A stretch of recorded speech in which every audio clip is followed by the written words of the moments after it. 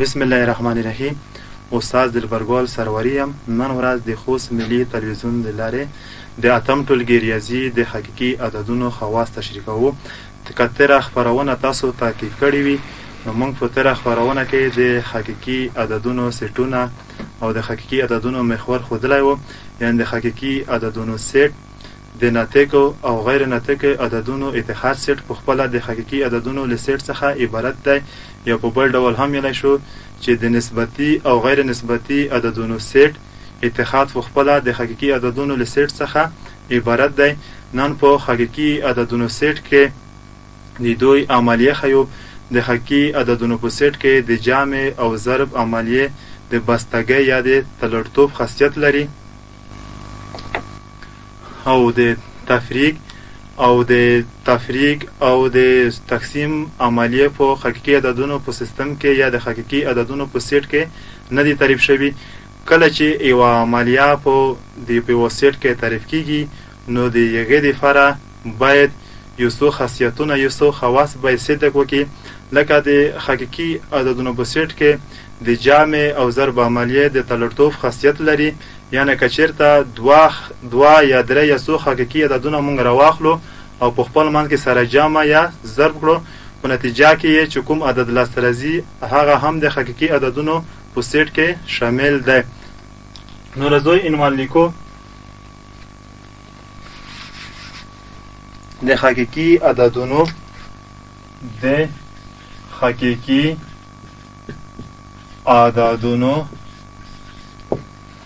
الجبری،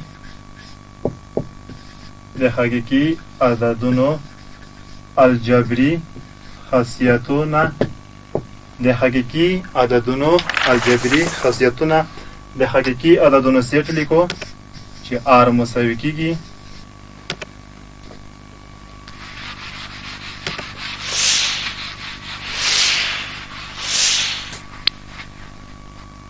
ټکی ټکی -2 -u/2 0 u/3 پای -2 تر جذر لاندې او 3 تر جذر لاندې ای 2 3 4 5 6 او داسې نور.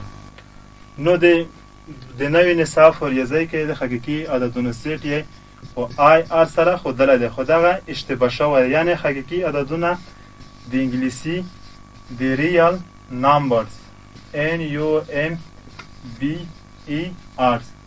د ریال نمبر د دغه لومړنی توری راخیستل کیږي، او دغه توری تر څو چې د انګلیسي حروفو سره یې فرق وشي د دویمه خانه یې بولډ کیږي یا لږه ډبل لیکل کیږي. نو نره آی آر نه دی، خو خپله آر دی، خو دا خانه یې ډبل لیکل کیږي.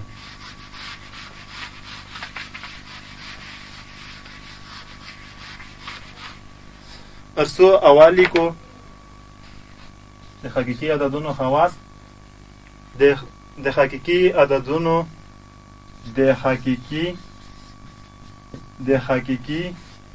عددونو سیټ د جمع عملیه لاندې یو تلړی سیټ دی. لیکم زه دوه عددونه راخلم چې A او B څخه هم A او B شامل د حقیقي عددونو په سیټ کې دي، په نتیجه کې که چېرته A جمع B دا هم شامل د کوم عددونو څخه دي؟ د حقیقي عددونو سیټ څخه دي. نو دا هم کوم خاصیت شه؟ دا د تلړی خاصیت، یعنې که د A او B سره جمع کم دا هم بیا چېرته شامل دي؟ د حقیقي عددونو په سیټ کې شامل دي. نو مونږ یایو چې د حقیقي عددونو سیټ د جمع عملیې لاندې یو تلړی سیټ دی. فرض مثال که A زه 2 سره مساوي کړم، B زه 3 سره وخورم، نو 2 او 3 شامل د r څخه دي. په نتیجه کې لیکم چې 2 جمع 3 2 جمع 3 څو کېږي؟ 15. 15 عدد هم چېرته شامل دی؟ د حقیقي عددونو په سیټ کې شامل دی. دویم لیکو د حقیقي عددونو سیټ د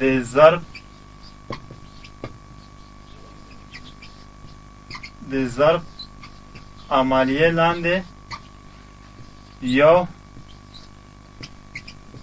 تړلی سیټ دی. یعنی A او B دوه عددونه راخلو. A B شامل وي د حقیقي عددونو څخه په نتیجه کې A ضرب B دا شامل دی د حقیقي عددونو له سیټ څخه. A په ځای د دوه لیکم. دوه او درې عددونه د حقیقي عددونو له سیټ څخه راخلو. لیکم چې دوه ضرب درې، دوه ضرب درې شپږ. شپږ خپله چېرته موجود دي؟ د حقیقي عددونو په سیټ کې موجود دي.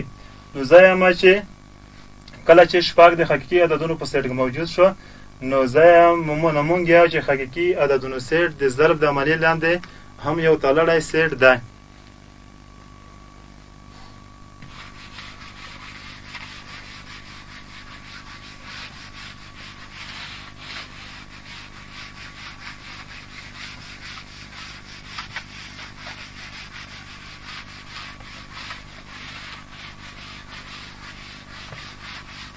دریم خاصیت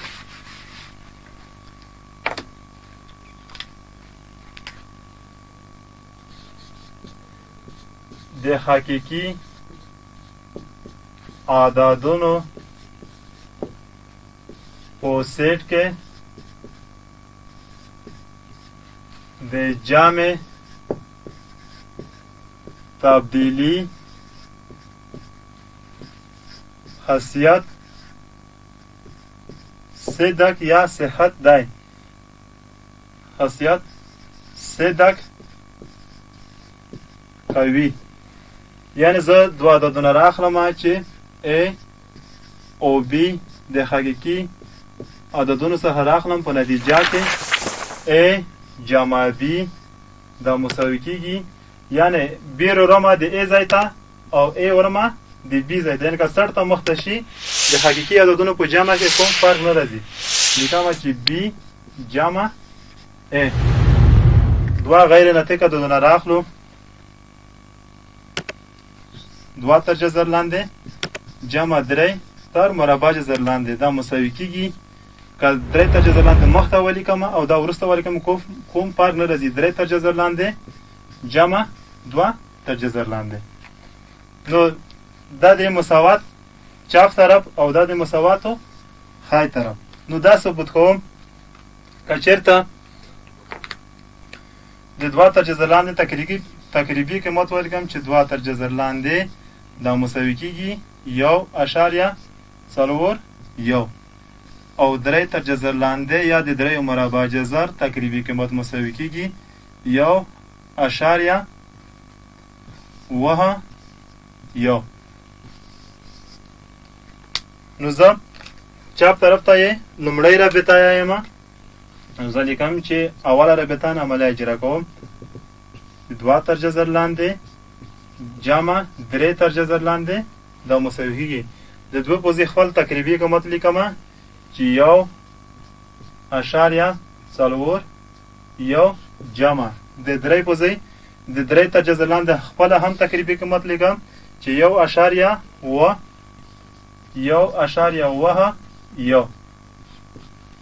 او پکې جمع دو اشاری عددونه ځان ته جمع کوم. صحیح عددونه ځان ته جمع کوم.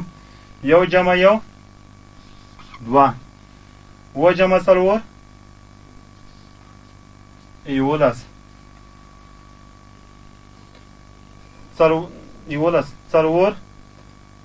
11 یو حاصل 1 جمع 1 اشاریه خپل ورمه 2.12.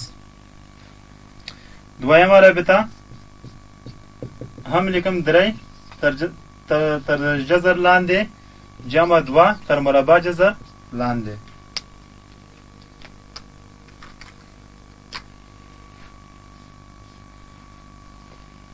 درې په خپل قیمت لیکم چې 1.01 جمع 1.04 یو دا مساوي کېږي یو جمع یو دوه څلور جمع اووه یولس نو بد اشاریه د اشاریه خپله لیکم یو جمع یو دوه یو هسې درې دا هم درې دي ځکه یو حاصل پاتې و نو درې اشاریه دولس درې اشاریه دولس نو لیکم چې د اواله او دویمې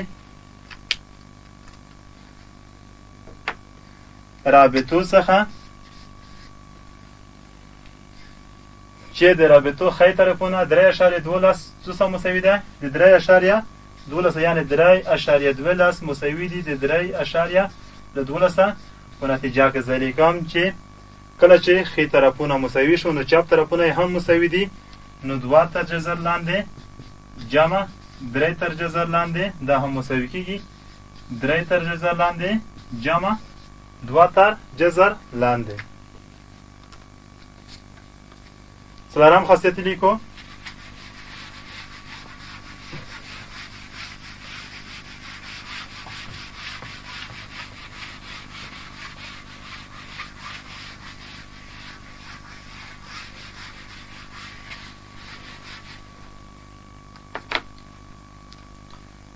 څلورم خاصیت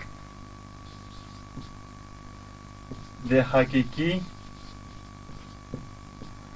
اعدادونو سیټ د ضرب عملیه لاندې اتحادی حیثیت لري که چېرته د A او B دوه عددونه د حقیقي عددونو له سیټ څخه راواخلو A B C درې عددونه د حقیقي عددونو له سیټ څخه راواخلو نو زه لیکم چې A ضرب B ضرب C مساوي کېږي A ضرب یعنی اول بی سی زون ته ضرب کوم وروسته ای ور ضرب کوم یا هم کولای شم چې ای بی زون ته ضرب کوم وروسته سی ور ضرب کوم د مثال په ډول 2 تر جذر لاندې ضرب 3 تر جذر لاندې ضرب 15 تر جذر مربع جذر لاندې نو زه کړای شم چې دا دوه عددونه زون ته ضرب کوم وروسته بیا دا ور ضرب کوم یا کړای شم چې دا دوه زون ته ضرب کوم وروسته بیا دغه ور ضرب کوم نو لیکم چې 2 تر جذر لاندې ضرب اول 3 تر جذر لاندې ضرب 15 تر جذر لاندې د ځان ته ضربوم یا دا مساوي کېږي دا دوه ځان ته ضربوم وروسته دا ور ضرب کوم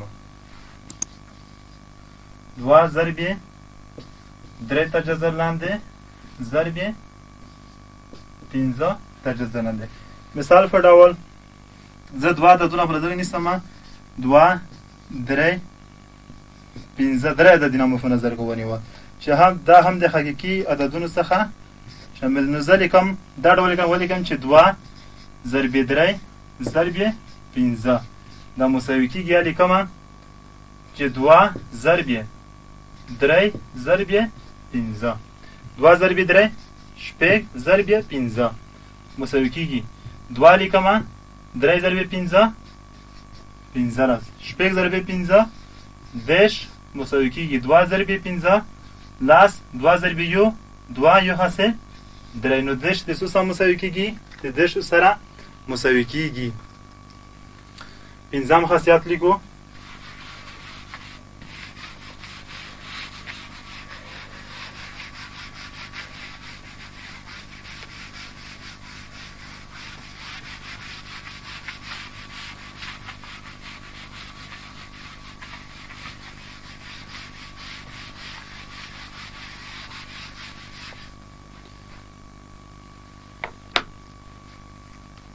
پنځم خاصیت د حقیقي اعدادونو په سیټ کې د صفر او یو عددونه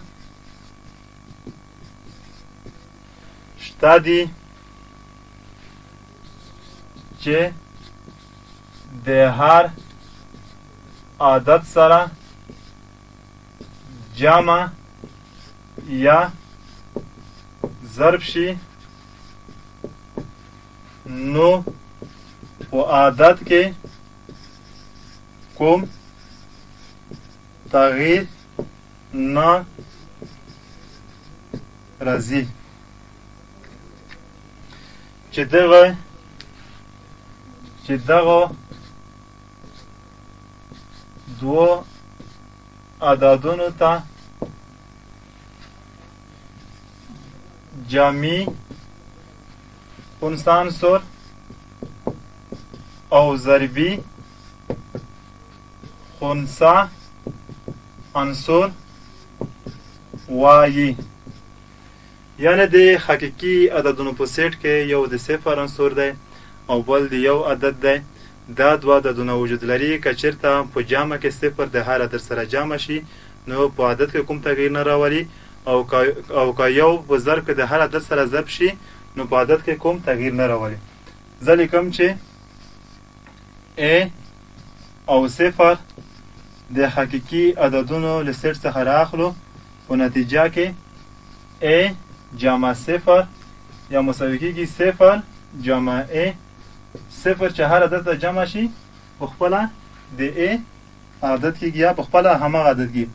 زه لیکم یو عدد راخلم چې 15 او صفر دا شامل دي د حقیقي عددونو له سیټ څخه. نو لیکم چې 15 جمع صفر یا صفر دا مساوي کېږي صفر جمع 15.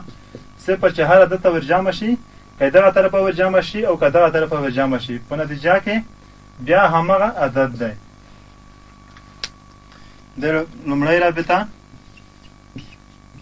دویمه رابطه د ا یو عدد دی او یو دا هم د حقیقي عددونو له سیټ څخه رااخلو.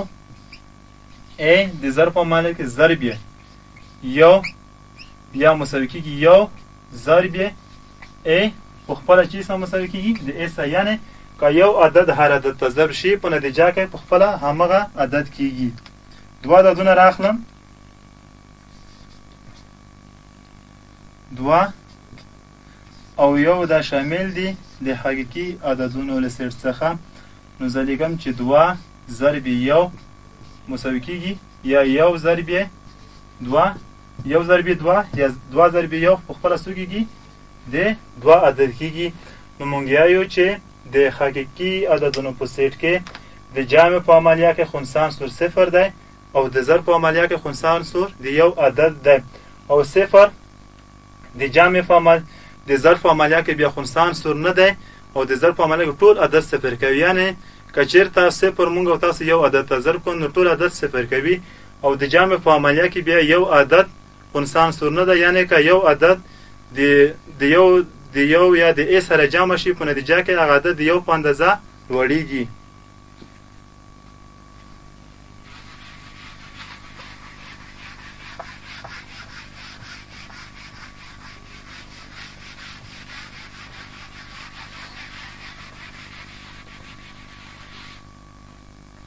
شپږم خاصیت لیکو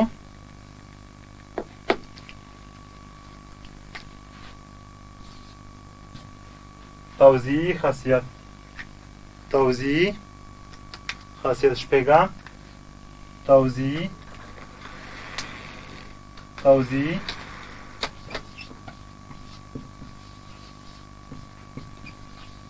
توزیعی خاصیت د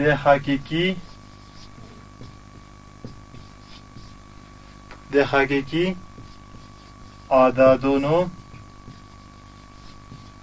په سیټ کې که د جمع په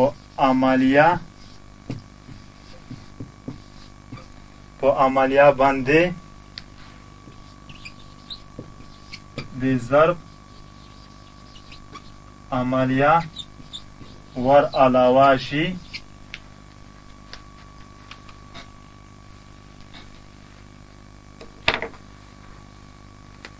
ور علاوه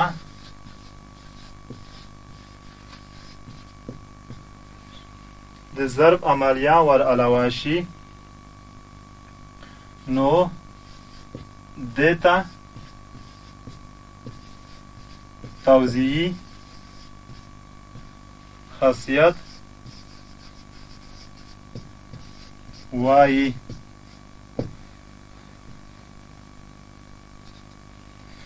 زه د A B او C درې عددونه په نظر کې نیسم نو لیکم چې A ضرب B جمع C یعنی یا په دا ډول هم یله شو توزیعي خاصیت هغه خاصیت توزیعي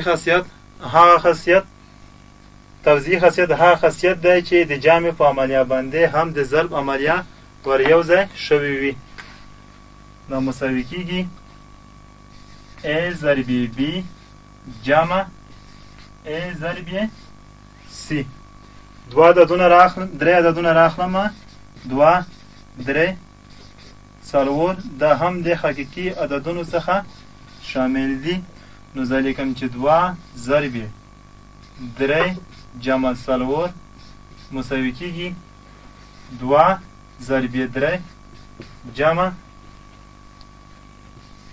2 ضرب 4 2 ضرب 3 شپږ جمع 2 ضرب 4 8 شپږ جمع 8 د څو سره کیږي د 14 سره مساوي کیږي.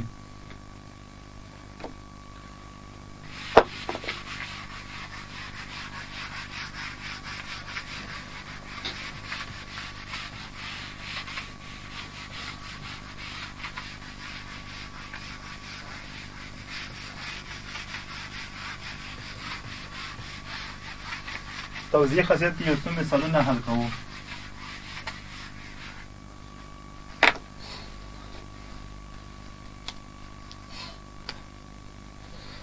زه لیکم چې 2 تر جذر لاندې ضرب 3 تر جذر لاندې جمع 15 تر جذر لاندې دا مساوي کیږي. مخته مونږ ویلي وو چې کله ضرب حالت موجود نو د عدد یو ځل د دې سره ضرب وو او بیا یې د بل عدد سره ضرب په منځ کې د جمع علامه خپله لیکو نو لیکم چې 2 تر جذر لاندې ضرب 3 تر جذر لاندې جمع 2 تر جذر لاندې ضرب 4 تر جذر لاندې. یا مثال 2 عددونه راخلم 15 3 4 چې دا هم د حقیقي عددونو څخه شامل وي نو لیکم چې 15 ضرب 3 جمع 4 مساوي کیږي 15 ضرب 3 جمع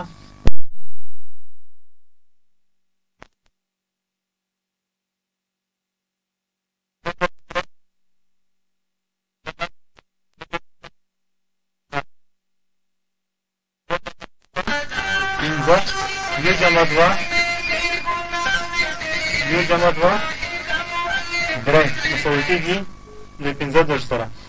نو په دې ډول هم کړای شم که زه ولیکم چې 15 ضرب 3 جمع 4 دا مساوي کیږي اول 15 خپل خارج ولیکم 15 ضرب 10 سره جمع کوم 3 جمع 4 وه